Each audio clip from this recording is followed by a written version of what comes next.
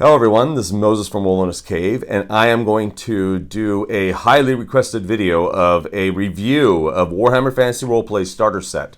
This is was for a very long time my number one favorite system. Played it only solo, Warhammer Fantasy Roleplay that is, not this set. Back in late 80s, 89 I believe, with first edition, and it's now my third most favorite system of all time, Warhammer Fantasy Roleplay that is. Fourth edition, second, first.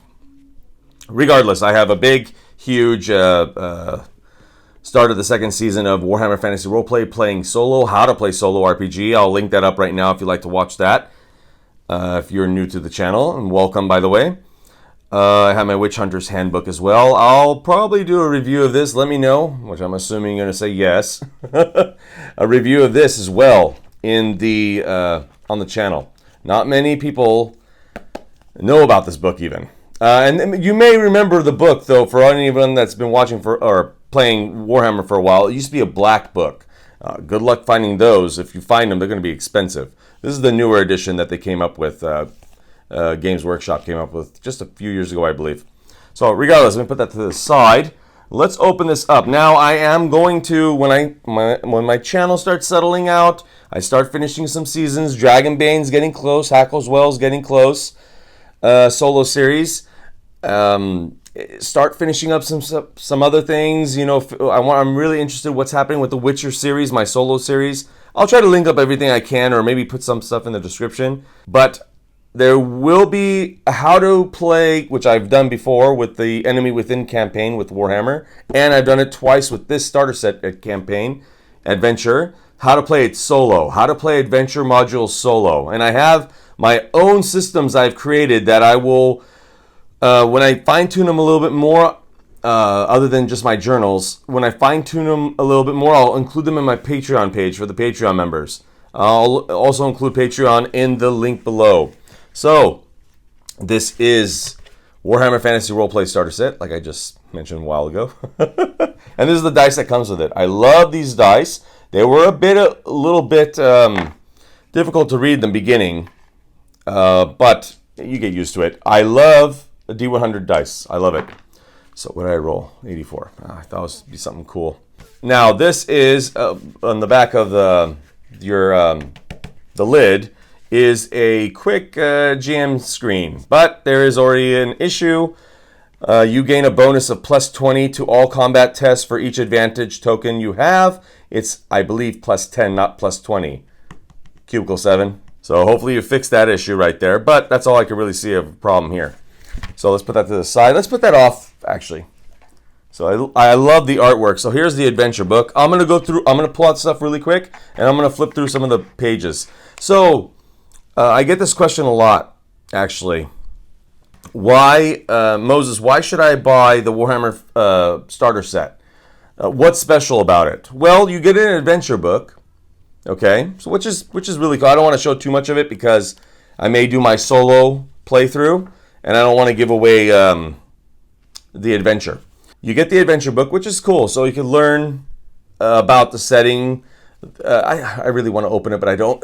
You could learn about certain NPCs. There's NPCs in here that aren't in other books, and I have most of, if not all the books, especially even the novels. There's things in that adventure book that you can't get elsewhere. But this is the gem right here. And this is a big book too. This is a hefty box as well. The Guide to Ubersreik. Now this is, I believe, the only place you can get this is in this starter set. So I don't mind going through this. 64 pages of just amazing goodness. Look at this. I believe, I got to read more lore again on Ubersreik, especially that I'm still in it. But I believe this bridge, this massive stone bridge, was built by the dwarves when they still were kind of nice to each other, humans and dwarves that is. Now that you could barely find dwarves in this city. It's burning here and there. Dirty River as well. I just love this. Ubersreik, Altdorf's really fun to play in as well. And yes, fun I mean as in solo. I only play solo. So this is the biggest key of this whole thing, in my opinion, is that you get this pretty much everything about Ubersreik, the history, the timeline. Let's go through some stuff quick. So while we're flipping through the pages, I'll talk about some cool things I noticed. So once again, I love the artwork of this, and the city rulers are really cool as well. This is one of my favorite pieces of artwork, by the way, right here. I hope it's coming out really well. You got the Slayer, Witch Hunter, just mowing down everything, trying to get through, arrows coming in. This is Warhammer right there. Just complete chaos. Complete chaos, and I love it. I love every second of it. This is probably one of the best duos to have, to be honest. There's a lot of professions. I think there's about 240 or 250 professions, if you're including all the other editions, as in one or more. And you can make your own. But the Witch Hunter and Slayer, especially if the Slayer is in line, the Slayer typically has the lore of them is that they are driven to wanting to attack a particular type of person, like let's say goblins or whatever. If they in line with like, I need to kill the undead or vampires or witches or whatever, and then you have a duo of a witch hunter, that's the ultimate duo, because the slayers are nuts and witch hunters are feared. Just love that stuff. So a little bit of tables. Just artwork's just amazing. I love it. I've always loved it. This is Cordelia's Apothecary. I don't want to release too much of the ideas I have for my Warhammer Fantasy Roleplay series, but we did play through Cordelia's Apothecary, where I made up that there's a trapdoor underneath, trapdoor underneath that they can get out any magic users, illegal magic users. This is her storefront right here, Cordelia's Apothecary. Cordelia hides a deeper secret. She provides intelligence to the Great Order of Wizards. Her shop cellar hides a secret entrance. See, I didn't even know about that, and I made it up, but it just made sense because I knew that's how this place is. It's all secrets. So when she finds the door open, a bloody trail leading into the passageway, she knows the wizard must need help. But who would be both brave enough to investigate and discreet enough to keep it a secret? Not a witch hunter, I'll tell you that. Helmut, our witch hunter, will not keep it a secret. He's trying to find out. He's pretty angry about this trapdoor, but I haven't gotten to that stuff yet. I'm still working on episode 2 for season 2. See, like you get all these NPCs and stuff like that, and artwork and help you out. A little cartography, a top view map. There's some dwarves here. All right, let's go through a little bit quicker. Whoops. Oh yeah. Now I can show you here. I didn't know there's a map in here. There's the sewers. We've used that before. There's a Skaven. Look at that. You know, my son he knows I love Warhammer, and he sees all the books. I try not to let him go through the books, but just look at this. Look at this mayhem right here. I try to let him go through the books. I don't want him, because it gets pretty grotesque, especially some of the books. He really wants to play it. He's like, I want to play. He wants me to GM it and him play it. Maybe even with his friends. And here's some potions. Potion shop. So this is places that you could shop at, like Cordelia's Apothecary. So potion shop, Sister's Bakery, and they all have the bakery is vandalized. The brick ovens hammered and produce spoiled, etc., etc., etc. So you have all these like plot hooks that you can do in this one city. You could spend probably 2 to 3 years if you're in a group just in Ubersreik. Just in Ubersreik. You could spend forever in this setting. I mean, just look at that. I love this stuff. It's one of my favorite systems. Okay. 1, 2. Look at that. Gladiators. I've only done that once. I didn't do well. I lost my characters. Moore's Field, which is really important. That's where Helmut and Anselm went, if you guys remember from episode 1. All right, let's go to the next thing. Let's keep this going. I'm a father of 2, and my kids are going to start knocking on the door. I don't want to go through this, everybody. Well, here's another table reference, critical wound table, dramatic test outcomes. So this is really cool here, if you guys can see it. If you can't, I'll try to remember to put it on the screen when I edit the video. This is why I like 4th edition. I don't think the other editions don't have this, the success levels that I remember. I got to get back into those older editions. I use 2nd edition for combat and magic, using 4th. I don't like 4th combat and magic system.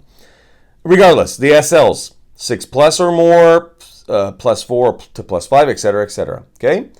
Astounding failure all the way to astounding success. What does that kind of sound like, everybody? Powered by the Apocalypse. Astounding failure, a 6 or double 1, let's say. Failure, 6 or less. Marginal success to marginal failure. A partial success or a mixed success, 7 and 9 with Powered by the Apocalypse. And a success or above, a 10+ roll. Astounding success, critical hit, 12+. 2d6. So this is kind of like Powered by the Apocalypse. It's very narrative. It's either you really did well or you really did poorly, or you kind of did good or bad. And that affects the game, the narrative of the game. I really like that. So I input that into my 2nd edition playthroughs when I do combat. Or I try to, at least. Then you got a critical wound, etc., etc., etc. So while I'm doing this, let's get some more stuff out. While I'm doing this, I've been asked, I got a question. I'm not going to be able to find it. I can't put it in the video. It's a long time ago. I responded already. It's like a year ago. I was asked why I love 2nd edition combat and magic, etc., etc., etc. What's the difference between 1st, 2nd, 3rd? Well, excuse me. What am I saying? I should wash my mouth out with soap. I don't speak about 3rd in my household. It's not allowed. 3rd edition, that is. So 1st, 2nd, and 4th. Why? What's the difference between both, or plus, minus, cons, pros, cons? 1st edition is the original. Okay? It's the Big Daddy. It's the original. Without it, there would be nothing. Came out, I believe, in 1986. 1983, Warhammer Fantasy Battles came out. Then I'm assuming, Game Workshop said, you know what? Instead of making minis, I bet you we can do something like D&D. Let's create something. 1986, Warhammer Fantasy Roleplay came out. 89, I started playing it. And it's an amazing system. So it's just the original. It's simple. Well, it's not simple. It's simple in terms of compared to 4th, in my opinion. It was just, man, it's hard to put my finger on it exactly what 1st edition means to me. It's where it all started. It's best I could say it, okay? I have more opinions on what 2nd and 4th are, okay? 2nd edition came out, I believe, in 2005. That's my favorite edition and many other people's favorite edition, okay? 2nd edition, let's see here while I'm talking. 2nd edition, this is the quarters map. So this is most of the time I've mostly spent in artisan quarters, and I've done it in first season of this channel. There's the big river right over here. And Morse Field is supposed to be, I think, this right here. That's the cemetery, I believe. It should be right here. That's Morse Field, right there. 2nd edition is a streamlined version of 1st. It just way better system and really gruesome. 4th edition is a watered down version or a sanitized version of 2nd edition. Okay, that's pretty much it, my opinion. So let's see, introduction to Ubersreik and the Empire. You guys can see that. I'll put it here if you want to pause, if it's zoomed in. That's the problem of having the camera above. And conditions reference. So I know I'm speaking. I really love the system, really passionate about it. So I'm speaking of other things other than this box set. But this box set means a lot to me. It means a lot to. It signifies a lot in me. If it wasn't for Warhammer Fantasy Roleplay, I wouldn't be doing any of this. I wouldn't have a channel. I wouldn't have anything. It totally changed my mind about everything. So here's the injury reference sheet. So this is something you can just pass around to the players when they're playing about the advantage system, fighting some examples of advantage. I did not like the advantage system. I do know why they used it in advantage system, because you start out in first and second edition, if you had a lot of players that had low, or I played solo. I printed this out right here. These are maps that I printed out of the Reichland and the Old Empire and things like that. If you played a lot, and a lot of players were, if you're in a group, are low level, your average is like a 30 or 27, and you're going to get a lot of, I believe they call it whiff. I'm not too sure on all these acronyms. You're going to miss a lot. And especially in first, if the character against you, the NPC, is like the same level, you're going to just miss. Both are going to miss. So there's an advantage system to that. They did a poor job, in my opinion. I created something on my own, a group advantage system. And then later on, thankfully, Cubicle 7 created a awesome, well done group advantage system. And I believe that is in the Up in Arms book, which I also have. More maps. I just love this. Like I said, I mostly stay in the Artisan's Quarter when I play solo. I don't really... And market plots, but I don't really hang around. I've never really played in these areas. And everything I do, I usually try to find the images, or I draw it myself when I play solo. Yes, I do all this stuff playing solo. It's sort of... it's therapeutic for me. So... And if you watch my channel for a while, it's not like writing a book. I have no idea what's going to happen next. Let's see. Attributes and skills reference. There's your weapon skill, ballistic skill. So that's why they took a lot of these words from Warhammer Fantasy Battles. That's why you have WSBS, ballistic skill. Like, what does that really mean, you know? Why isn't it like dexterity or bow and arrow or gunshot? I don't know. It's ballistic skill, weapon skill, etc., etc. They took a lot of the words from Fantasy Battles. There's your character skills here, which are, I believe, this is a little different. This is a lot of its advanced skills. So this is not the basic skills here. I don't know where the basic skills are. Where are the basic skills? Simple test, difficulty, dramatic and opposed test. These are really fun to do. There's your outcome table again. See? Have you succeeded? Yes, you achieve your goals. Yes, but... He's kind of like an oracle, almost. Yes, but you achieve your goals, but there is an unintended side effect or flaw, etc., etc. So here's the menu, going shopping. So while you're playing and your players want to buy stuff, you know, sling is, that's, I believe, 1 silver.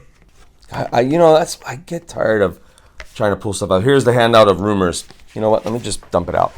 So I'm trying to make this, and here's the map as well. Part of the map. I mean, you would think Ubersreik. Oh, there's Ubersreik right there. There's Sterlich Manor. Here, let me zoom in a little bit. There's Ubersreik. For all of you that watched this channel for a while, there's Ubersreik. And there's Sterlich Manor. And this is not, there's Altdorf all the way over here. This is just a little portion of how much area there is in this game. Just this is a fraction of how much there is. And all I have played in this channel is right here. That's all I've ever done.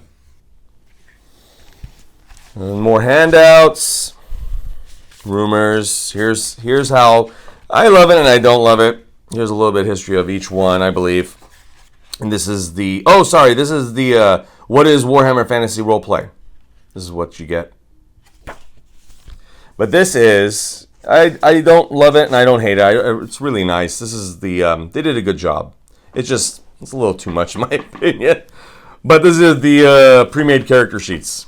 You see that? So there's a character sheet right here. Then you have the character sheet explanation to help you what's what. Here's the fate, fortune, resilience, resolves. That should be right here, yep.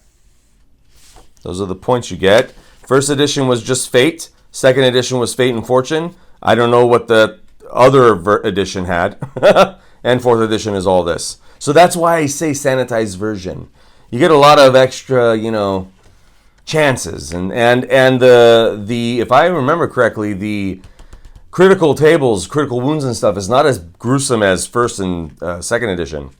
Here's the secrets and group ties, motivation. So you have, I believe she was a noble. Salandra, yeah, that's it. Human soldier, but she was a noble too or something like that.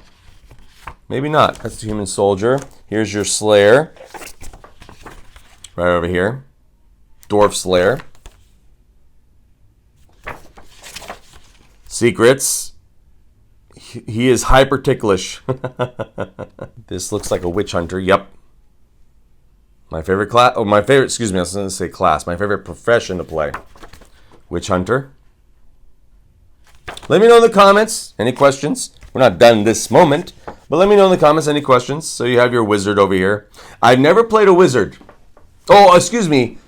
Anselm is really not a wizard. Second edition, first episode. Excuse me, second season, first episode. Anselm's not... regardless. Regardless, if he is, then that's the only time I've ever played. And you have your... Who's this little guy? Halfling. Halfling thief, of course. And Amorous. I forgot Amorous is a merchant. High elf merchant on top of it. Awesome.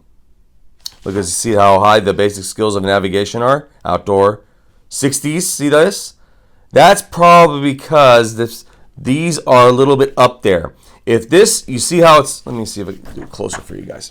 See how it's 55, 48? This is the percentage you're supposed to roll under. So you're supposed to get your D100 and roll... Dang it.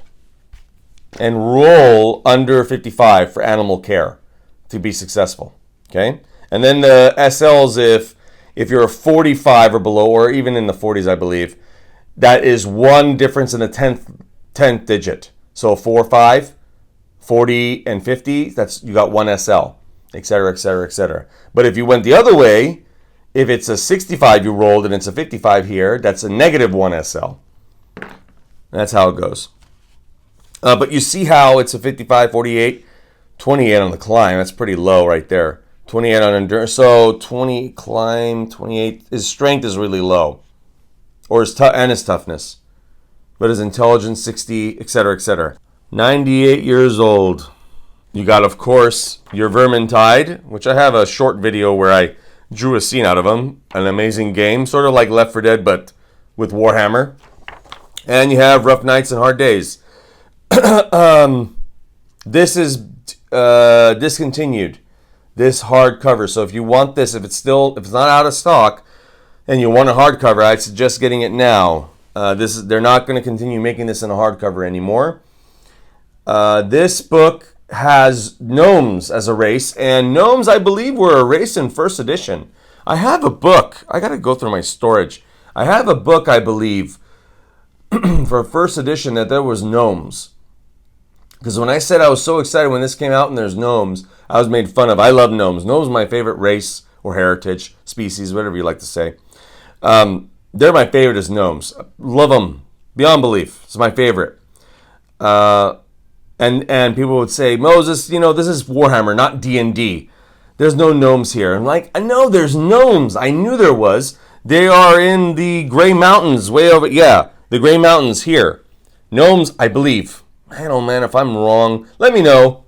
Get some comments going. It always helps the algorithm, comments, by the way. If I'm wrong, good. Let me know. It helps the algorithm. They're in the Gray Mountains. I think they're hiding and stuff, and more in the north as well. So it's most likely the dwarves and the forest of the elves. That's when you're rolling for... I'll put stuff away while I'm still talking. That's when you're rolling for characters. If you roll randomly, you get bonuses in the beginning of creating a character. You get bonuses of XP, starting XP, stuff like that, just to spend on your character. And you're going to notice that only 10% chance or less or something like that is for dwarves and now gnomes as well. Elves and things like that. And people go, well, that's because, the city's, racist, let's say. Or there's nobility issues, they don't like them, etc., etc., etc. And that's partly true. It's partly true, but that's not the real reason why. They were driven out, the elves and dwarves, and the halflings are still in the cities, but they're mainly there as entertainment purposes and waiters and waitresses, things like that. But they were kicked out, essentially, yes. Okay, fine. But the reason why the percentage is low to start with is because you typically start in a city when you play this game. You typically start in a city, like Ubersreik here. And who's in the city? Mostly humans. The elves are in the woods. So if you start a campaign in the woods, you would have, it would be flipped. There's only 10% of humans, let's say, that live in the woods. Dwarves used to be underground, but the Skaven and everything, chaos erupted and everything like that, and they were driven out and or killed, a lot of them. So there is actually a huge, over the whole, well, I cover the map, over the whole, you see, we're talking about the starter kit here, and I'm going off. I'm very passionate about this, and I read everything and anything about Warhammer. My closet's full of it, and my storage is full of it. Warhammer, that is.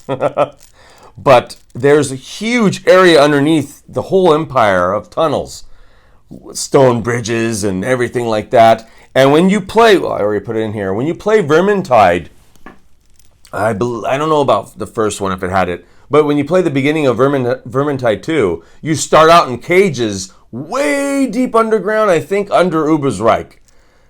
I think. But regardless, you're way underground, and that's where the dwarves made all that. And they got, pushed out. Maybe they can gain it back again. Sort of like Moria in Lord of the Rings, where they're underground and then Moria became basically empty. Sort of like that. Got overrun by other things. They dug too deep, pretty much. I'm not too sure about this with Warhammer, digging too deep, but I'm assuming so. But it was overrun. They couldn't handle it. But there's all these underground things you can go through. I believe there's something with the elves, too, about connecting with the roots of plants or trees where they could, transmute themselves or pretty much teleport themselves around the empire, etc., etc., etc. So there's a whole bunch of stuff. This is nothing. This is a little sliver of... This is the wrapper of the Jolly Rancher candy. This is not even the candy. This is the wrapper of how much stuff that is in this system. So I caution you, because some of you might be here to watch because of the starter set, you're interested, to start playing this game, starter set. Number one thing I get is, Moses, this is intimidating. Through email, DM, Discord, Facebook Messenger, etc. Moses, I don't know how. I played in a group once and we couldn't even figure it out. And you're playing solo and you're doing it. I don't know how you're doing it. This is too intimidating. That's the common word I hear about the system. And like I said, get 2nd edition core rulebook, PDF, and run it. Run 4th edition with the combat and magic system of 2nd edition. And especially the optional rules of the combat in 2nd edition. And you are in like Flynn. Now, when I run this system solo, the adventure book, I don't know if I'm going to run the as read, or I might have 2nd edition take over. But I'll do the adventure, but I don't know if I'm going to do all the rules. We'll see. Then the Enemy Within, which I have all of them. 1st edition, that is. So thank you, Cubicle 7, for putting out an awesome starter set. It's really hefty for the price, especially. I think it's running around $28 to $30, I think, something around there. Just amazing. So let me know in the comments if you have any questions. Patreon links are in the description, etc., etc., etc. All right, everybody. Happy gaming. Bye.